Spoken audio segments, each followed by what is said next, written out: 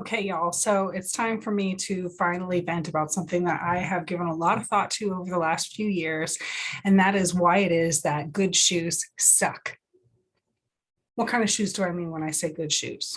Well, uh, Nikes, Hokas, Keens, Sauconys, Astras, even.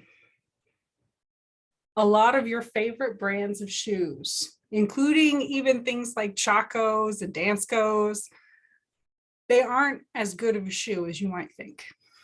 When people think of good shoes, they have a tendency to think of shoes that have a lot of support, particularly a lot of arch support.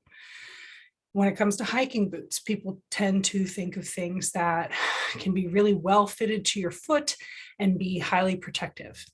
And while those things do have merits, and while those qualities may give you some temporary relief of foot pain, ultimately, those types of highly supportive, often very stiff-soled shoes will always be really bad for your feet from a biomechanical standpoint.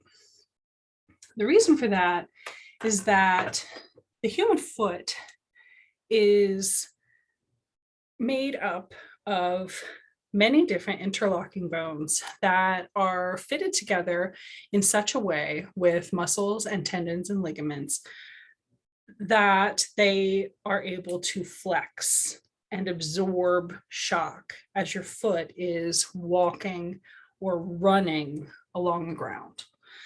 And you can imagine that if you have a super stiff block on the bottom of that, it makes it impossible for that shock to be absorbed in the way that it would naturally if the bones and muscles of your foot were allowed to flex. That's why you have an arch on the inside of your foot, because it helps to absorb that shock. That is something that I think about a lot, that I talk about a lot. That's the reason that my t-shirts have this particular design on them, because a lot of people have questions about stride, about footwear, about how their day-to-day activity levels might be affecting the pain in their foot, their ankle, their knee, their hip, even their back. Some people even have shoulder pain that they associate with certain types of stride, especially like dog walking. And the reason for that is all of these interlocking, intricate pieces are fitted together with over 600 muscles. And every one of those muscles has a tendon on each end of it that is interacting with a bone or another structure somewhere in the musculoskeletal system. They also have a whole bunch of nerves that they have to navigate around in order to keep everything moving and sensing things the way that they're supposed to. And essentially, the musculoskeletal system is so complex that very few healthcare professionals have the luxury of really tackling and talking about and thinking about even root causes of some of these pain issues, because it's simply too complex. When you think about how a safe with a single 3-number combination can have virtually infinite possibilities for the number of combinations possible with a pretty simple dial. And then you start to think about hundreds of bones, hundreds of muscles, hundreds of nerves, all working together over a complex system that has its own volitional control box. I mean, one of the things I like to point out to people is that your musculoskeletal system is your biomech, and your brain, it's your computer, okay? And in some ways, those things are even more simplistic than you can possibly imagine as compared to what is really going on in this beautiful living machine that we get to walk around in every day. But suffice it to say, the topic of footwear alone is something that we could talk about for hours and hours, days, years on end. And it's something that people endlessly debate. But at the end of the day, if you believe that your foot itself, that your human body knows what it's doing a little bit better than an average shoe manufacturer who has a profit motive, then you should perhaps consider the way that your foot is intended to move naturally. Okay. And just to briefly explain this diagram that I love to refer to so often, what that's referring to, and this is an opposite foot from what's back there, so don't get confused. When you're in a walking stride, ideally you're going to land with your weight on the outside of your heel. It's a nice heavy bone. It's also got a nice fat pad over it, so it's good for absorbing some shock right off the get-go. And then you roll along the outside of your foot where the arch is not, okay? The arch is intended to be flexible and help your foot move around as you are walking in a dynamic way.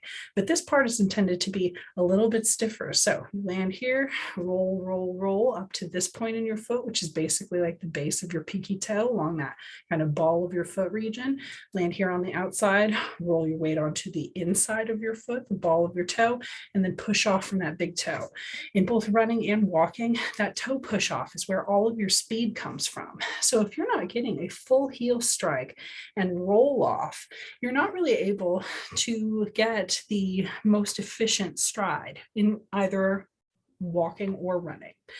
And when you add a super stiff sole to the bottom of your foot that's there all the time, you take away all of that dynamic movement in your foot and reduce it to a slap.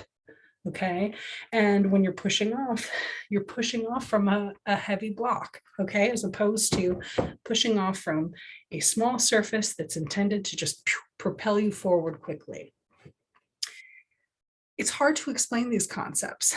There's a reason that a lot of times I'm pulling up tons of models and even doing things like screen shares on these videos so that people can get a better idea of what I'm talking about, because people learn in all kinds of different ways. And I like to acknowledge that in my clinical care, but it does mean that it's kind of hard for me to say things in only a few words. It means that it is difficult for me to not give examples like these ones that I've just popped up on the screen now. Okay, so this is literally a Google search of the phrase good shoes. And you'll see some of these are just sort of funny designs, more of an artwork kind of shoe, but Fila's and Nikes heavily portrayed here at the beginning of my Google search for good shoes. As we continue down, you'll see more and more New Balance, Hoka's, Fila's, Skechers, all kinds of shoes that all universally have really thick, heavy, stiff foam soles. And that is exactly what you do not want in a shoe. But the problem is you can't really walk around barefoot very easily either. And those toe sneakers that got really popular for a few years don't really fit everybody's foot very well. So what you really want to keep in mind when you're looking for footwear is the shape of your foot, the volume of your foot. I love to recommend a website that was actually recommended to me originally by one of my clients. Hi, Jennifer, called anyasreviews.com. They have quizzes on there that will help you identify your own foot shape and your likely foot volume and recommend certain brands of shoes that are likely to fit your foot well. Another thing that you should just keep in mind generally, and I'm going to take off one of my own shoes here to give you an example, is even though a lot of people think that thicker and more supportive is better, assuming that you have the foot strength to accommodate it, more flexible is much better, okay? You can actually roll up almost all of my shoes into a cylinder like this. It allows maximum flexibility for the foot bones to move around. This also has a nice wide toe. This is by a company called Xero Shoes. It's spelled Xero shoes. .com is their website. That was another recommendation from another client of mine.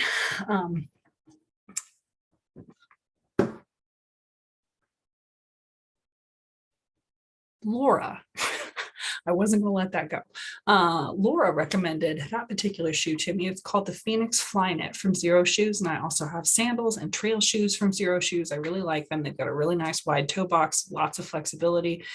Another brand that I have checked out a little bit is Astra's. That's a really popular brand. And unfortunately, those still have a very stiff sole a lot of the time. So be mindful of the stiffness of the sole, the width of the toe box, how it fits on your foot, and whether or not your toe and your foot in general is going to be able to get that dynamic rock and roll that you really need in order to have an efficient, pain-free stride. If you want to talk to me about this more, I'm always over here at Patient PT at 812-558-0708. Now Allison Van Dorn is next door, and that additional training in pelvic floor therapy really comes in handy for certain types of patients, though usually not the footwear ones, unless you're having trouble peeing while you're running or jumping. That's definitely a pelvic floor issue. So we're going to be having some new resources on the website sometime in the near future, giving you a little bit more information about some of the differences between the conditions that I treat the most and the ones that Dr. Allison Van Dorn treats the most. But for now, I'm starting off with the overall message that unfortunately a lot of the favorite brands and the most expensive shoes out there that people think of as really good shoes actually kind of suck from a biomechanics standpoint. So that's my hot take for today, and I hope y'all have a great 4th of July.